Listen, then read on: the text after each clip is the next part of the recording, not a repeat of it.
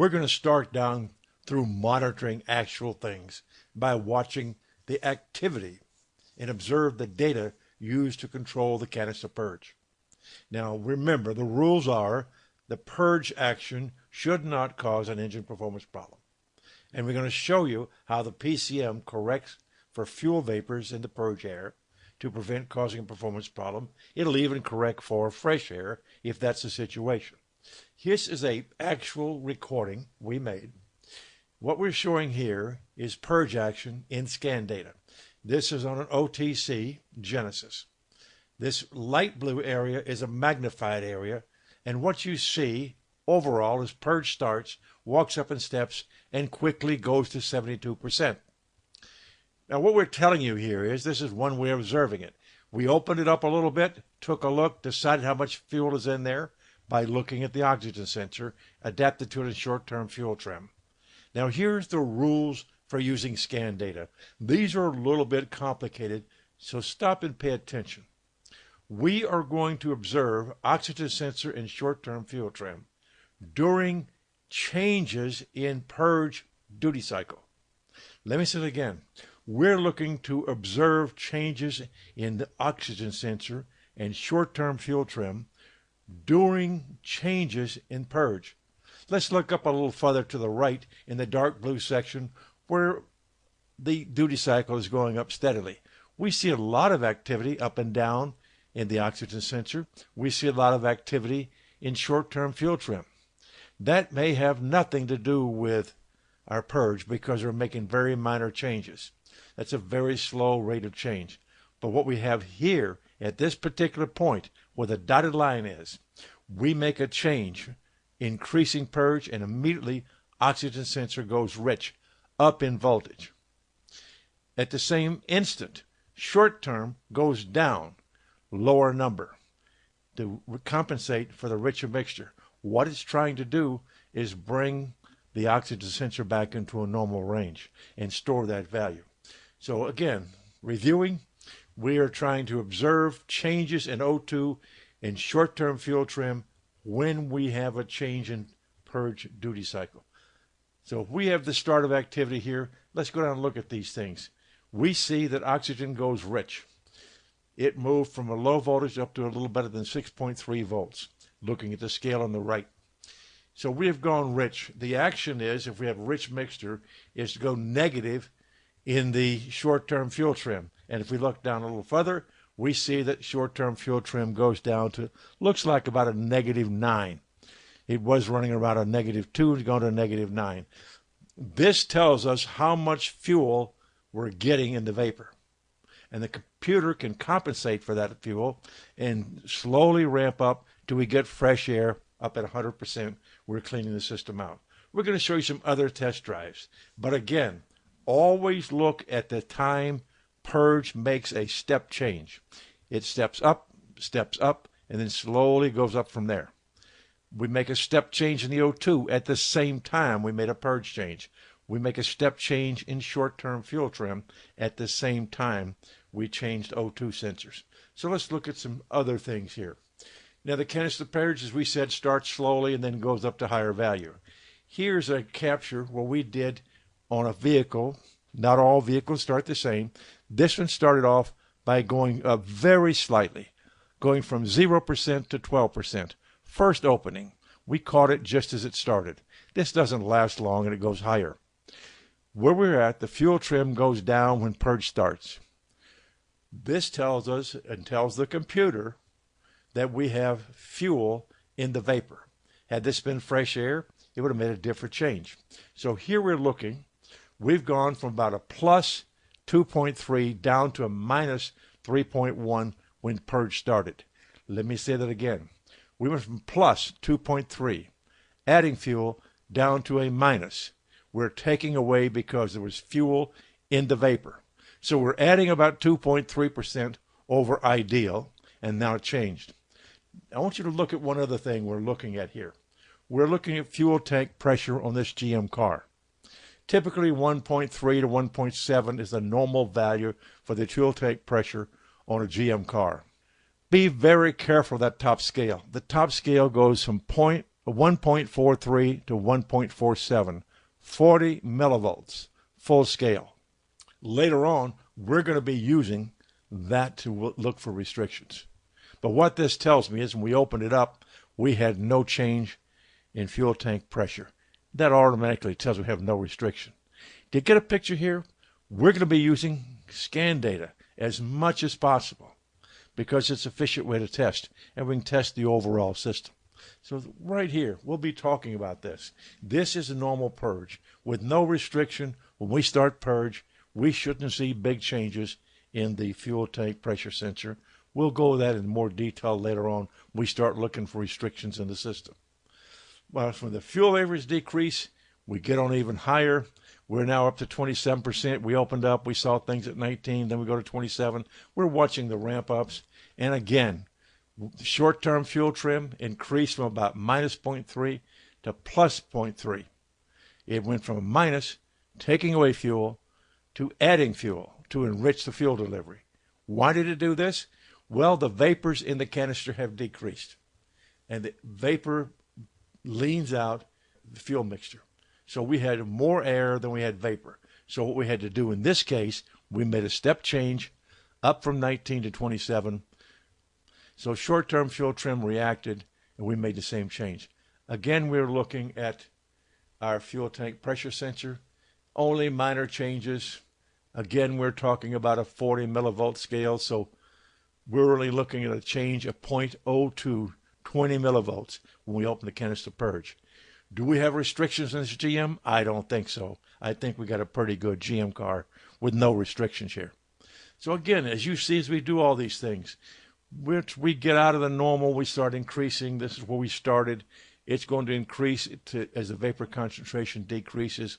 We're going to increase the flow and clean the thing out. Now here's a complete startup study.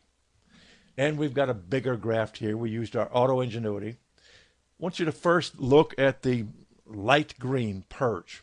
We're going in and going to show the start of system. And if you look very carefully at the bottom, it makes some very small changes, then takes off right away to 60%. Let's look at what other things are changing when we do this.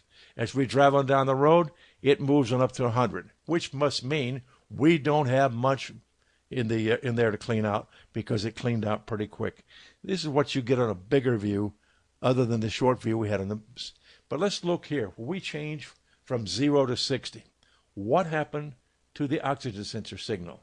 At the same time we made this step change, the oxygen sensor went richer than normal, and stayed there for a while, and the computer's going to react to it. What's the reaction?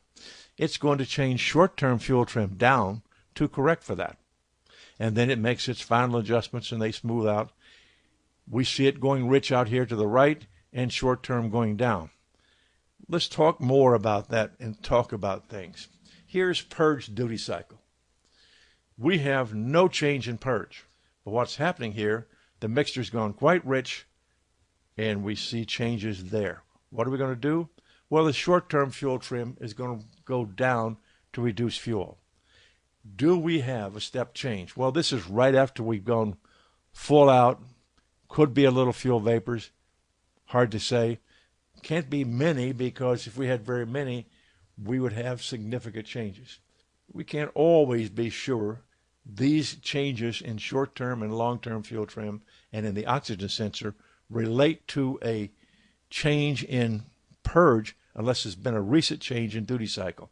And to the left, you notice we've come up from the 0 to one step to so we're going to all out at 100% now. We could have a little reaction to fuel coming out of there. We're going to correct for it. It doesn't last long. When the fuel vapor is gone, we suck it all up. But be careful in doing this. Short-term fuel trim is going to react to oxygen sensor signals to correct fuel mixture. This can be caused by changes in canister purge or changes in fuel delivery. Don't assume all changes are related to this. However, since we just changed big changes in canister purge, I suspect this is an example of showing how we clean out the system and correct for it with short-term fuel trim. We're going to start into diagnosis now. These scan data recordings we're going to be used as part of our diagnostic for codes. Later, we're going to use scan data recordings to check for flow restrictions without having to hook up other equipment. You got a preview of it there. We're going to look at some problems where we do have flow restrictions and talk more about that. But let's talk about our diagnostics and get into that. We're going to diagnose this for codes.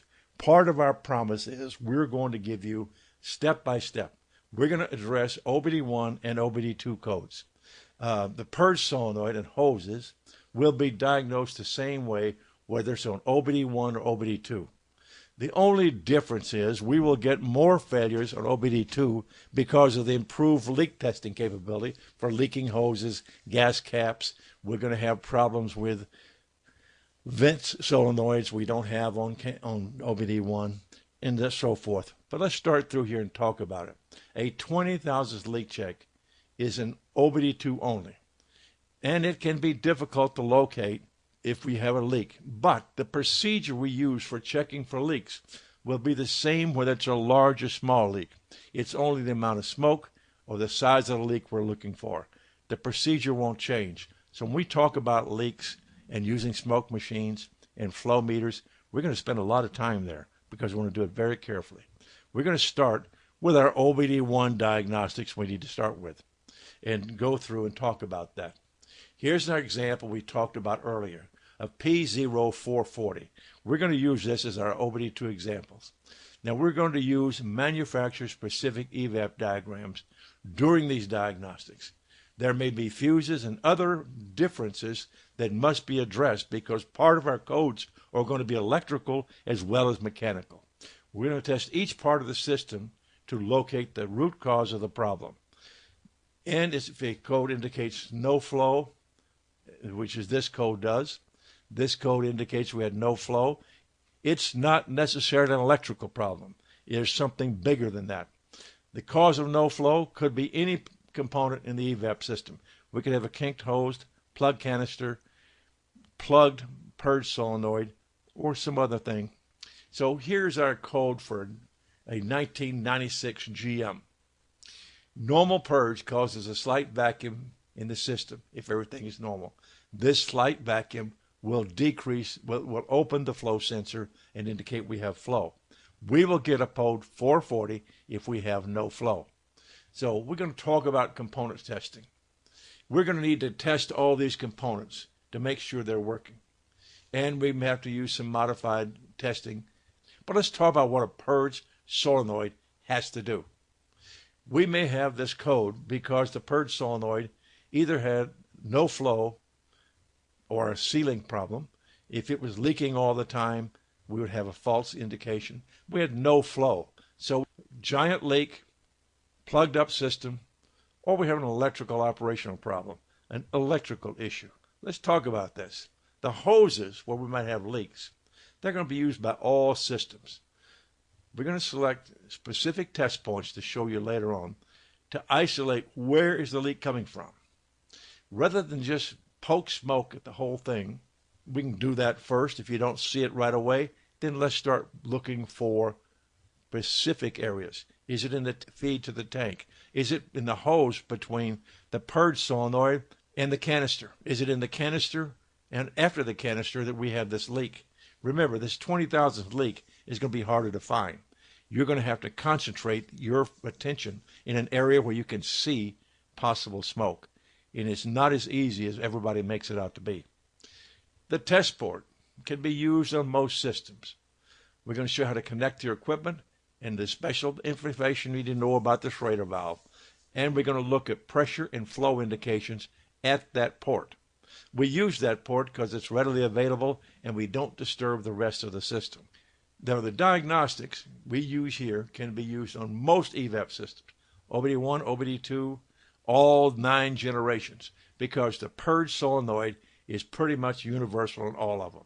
We need to do a quick and accurate test that can be repeated after the repair to confirm we've done an effective repair. Ford has a vapor management valve, but the function is the same. The net results is they both control flow into the purge system. Ford's VVT is controlled by current. It is available in scan data just like the duty cycle, so we don't have to worry about all of that. we need to answer some basic diagnostic questions to select a diagnostic direction once we get a code in this thing. Does the problem appear to be a leaking solenoid seal? We have flow when we shouldn't. We can talk about that. We'll show you how we detect that. Can the code be caused by a restriction in a valve or purge system? Is there no flow because we're stopped up? Does the problem appear to be an electrical problem? An electrical problem requires a different set of things. We can get a diagnostic direction from the code, but take a look at this one. Some codes say solenoid performance problems. It has very little detail. What do we expect from performance? Most of the time, this relates to flow, but we have seen cases where a performance problem was caused by an electrical problem. So we're going to use a flow meter. Flow meter will answer some of our flow questions. Now we're going to calibrate our flow meter on our smoke machine to check for restrictions and leak testing. Let me say that again. Once we decide to hook it up, take the time to hook into the Schrader valve, we're going to check for restrictions and leaks at the same time. Now, normal purge operation requires an unrestricted purge system. We're going to compare free-flowing values of our flow meter, hook it in, and once we start flowing through the system, does it have comparable readings? There should be minor differences between free flow and flowing through the evap. Remember, if we can't flow freely through the evap system without restrictions, we're not going to work properly. So here's our meters. This system we have, we can calibrate. We come out of test mode. You can see test mode over there on the right. We're going to push either 20 or 40 thousandths leak. When we push 40 thousandths leak, the machine feeds a calibrated 40 thousandths orifice internally. We make our red slider over here indicate 40 thousandths. We press the 20 thousandths leak check and then calibrate it. What I want you to look at right here is the differences in the flow values for 20 and 40 thousandths. They are really big. There's a big difference in these two. This smoke machine we use was provided by Star Evaporative Smoke Technology Company. We want to thank them for that. You've heard the commercial. We can move on. Now look at the top left. We're going to look at it going to free flowing in the air. You'll see us do this again later on. And then we're going to stop it up with our finger. We want to make sure the machine and everything is totally sealed, has good flow. Some machines, this one doesn't, but some have an adjustable flow meter. We're going to adjust our flow meter up like this before we hook it up, and then we hook it in to the system. We're going to see something very close to that value when we're purging through the system. On the left is our flow test. On the right, we stop it up with our thumb. Does it go to the bottom? Remember, we got to make sure our machine is capable of passing a 20 thousandth leak test. Just be sure. You don't want to be chasing your tail here. So let's talk about this purge solenoid operation. It must block vacuum when it's off and have free flow when it's energized. Now, solenoid problems can be caused by electrical issues or mechanical issues. The electrical issue would be detected by the comprehensive component monitor at startup. It doesn't require doing anything. You don't have to go for test drives. You don't have to wait 4 to 8 hours. None of that stuff applies because it's in a comprehensive component monitor. It starts at startup. Flow problems, they can be tested just as we just saw and discussed. And we have leak problems as well. We're looking at the purge solenoid here. We'll start with electrical testing and see how we do that. First of all, everybody says, why don't we just use an ohm meter and check resistance? Well, we've got a spec here, and we have a voltmeter, and it says the spec at 70 degrees. Remember, as you heat these up, resistance increases. So we're going to take our leads, hook it up. It's about room temperature. It's not too hot to hold. And we got 34.6 ohms. And the spec says it's 28 to 36. We're in the middle of the spec. Here's the limitation. This checks the coil of wire. It doesn't tell us if the solenoid is operational, only that there's no shorts or opens in the wiring. Remember, this is a two-part thing here. We got to supply it with B+, we got to supply it with ground, we got to see if mechanically it works. Another way of looking at the electrical side is to use current testing. Now, low amps probe, like you see here, can display current values on a voltmeter or lab scope. Normal current flow indicates the complete circuit is normal. Let me say that again. Normal current flow indicates the complete circuit is normal. Now, we have 320, 360 milliamps. Indicates B plus, ground, and solenoid resistance are all normal. Where do we get that 320 to 360? Well, we took 14.4 resistance, divided it out. It came up to 13, somewhere in this range around 1350. So we built a little window around 1350 to accommodate changes. Current flow being normal, B plus, ground, solenoid resistance, they're all normal. I can make this test really quick. I don't have to disconnect any wires. This is a clamp-on ammeter, just like you use on your battery tester when you're doing load testing. But neither the current test nor the resistance test tells us we have mechanical flow performance. Does it really flow like it's supposed to? Here's an example. Here's some of the purge codes we're going to see. P0443. It's a purge control valve circuit problem. It means it's electrical. Purge control valve circuit open. It's an open circuit. It doesn't see voltage changing the way it's expected to see it. We do a voltmeter check here. Control circuit shorted. Something shorted. It's going to be 0 volts somewhere. We go look for that. Purge duty cycle circuit low. It's always hung low. This is the control side. It's ground enabled, and what this is telling me is ground is always applied to this circuit. Here is high. Means we never apply ground. All of these are electrical problems. Circuit open. You see repeats. Low purge vacuum when purge valve is open. Here's a different code for us. We've got to find out why this is a flow problem. Here is an example of a flow code. These codes will be set at startup and will block the evap test because the purge solenoid has an electrical problem. We don't have to go out and do a test drive. We don't have to wait 4 to 6 hours. Now, we're going to go through all these codes available. No single vehicle is going to have all of these codes. So what we're going to be doing next is we're going to go through and diagnose these. We're going to give you step by step of each one of these and tell you what we've done to fix these. And we're going to give you both sides of the chart. Sometimes we find some of these have problems that have to be detected in other ways. We're going to give you the shortest possible way to do it. This is going to be for you to go back and say, hey, I want to see how to test a P0443, and that video clip will be separate, and so will each of the other codes.